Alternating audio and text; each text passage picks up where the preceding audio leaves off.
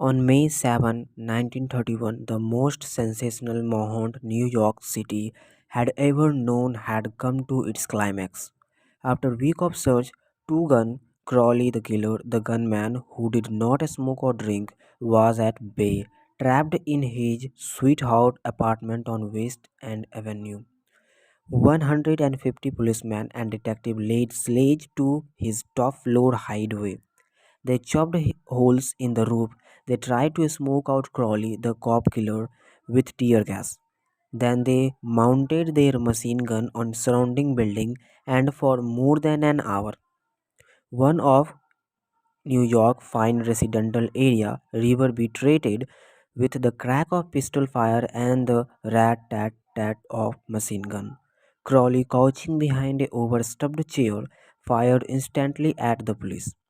10,000 excited people watched the battle, nothing like it had ever been seen before on the sidewalk of New York.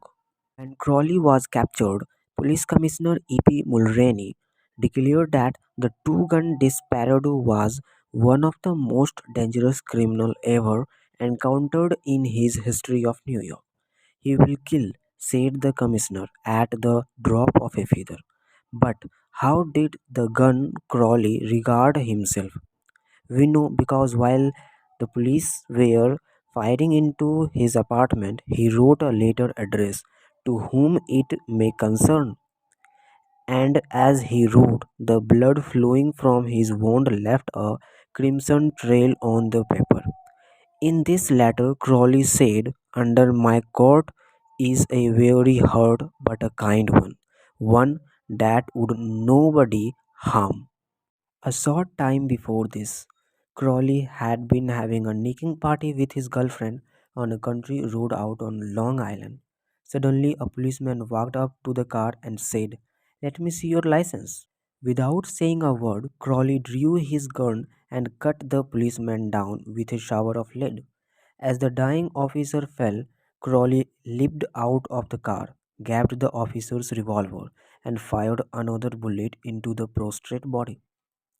And that was the killer who said, "Under my coat is a very hard but a kind one that would nobody any harm." Crowley was sentenced to the electric chair. When he arrived at the death house in Sing Sing, did he say, "This is what I get for killing people"? No, he said, "That is what I get for defending myself." The point of the story is Tugan Crawley did not blame himself for anything. Is that an unusual attitude among criminals? If you think so, listen to this. I have spent the best year of my life giving people to lighter pleasure, helping them have a good time, and all I get is abuse, the extent of the hunted man. That's AI Capone speaking. Yes, America's most notorious public enemy, the most sinister gang leader who ever shoot up Chicago. Capone did not condemn himself. He actually regarded himself as a public benefactor, an appreciated and misunderstood public benefit. And so did Dutch Sulge before the crumpled up under gangster bullet in New York. Dutch Sulge, one of the New York most notorious rat, said in newspaper interview that he was public benefactor and he believed it. I have had some interesting correspondence with Louis Lev, who was warden of New York infamous Sing Sing person for many years on this subject, and he declared that few of the criminals in Sing Sing regard themselves as bad men. They are just a human as you and I. So they rationalize, then explain. They can tell you why they had to crack a safe or be quick on the trigger finger. Most of them attempt by a form of reasoning, fallacious or logical, to justify their antisocial act even to themselves, consequently shortly maintaining that they should never have been impersonated at all. If AI Capone, Two Gun Crawley, Dutch Sulge, and disparate men, women behind prison wall don't blame themselves for anything. What about the people with whom you and I come in contact? John Wanamaker, founder of American store that bear his name, once confessed, I learned 30 years ago that it is foolish to scold.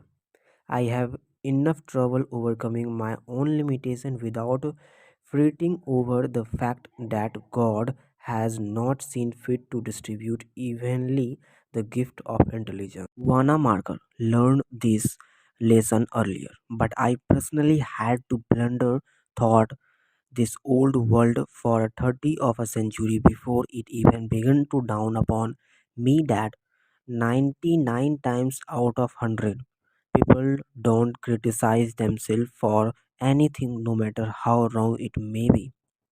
Criticism is fertile because it put a person on defensive and usually make him strive to justify himself. Criticism is dangerous because it wound a person's precious pride, hurt his senses of importance, and arouse resentment. B.F. Sinker, the world famous physiologist, proved through his experiment that an animal rewarded for good behavior will learn much more rapidly and retain what is learned for more efficiently than an animal punished for bad behavior. Later studies have shown that the same applied to human criticism.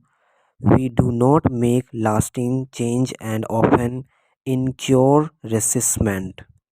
Wanamaker learned this lesson earlier, but I personally had to blunder thought this old world for a 30 of a century before it even began to dawn upon me that 99 times out of 100 people don't criticize themselves for anything, no matter how wrong it may be. Criticism is fertile because it put a person on defensive and usually make him strive to justify himself. Criticism is dangerous because it wound a person's precious pride, hurt his senses of importance, and arouse resentment. B.F. Sinker, the world famous physiologist, proved through his experiment that an animal rewarded for good behavior will learn much more rapidly and retain what is learned for more efficiently than an animal punished for bad behavior. Later studies have shown that the same applied to human criticism. We do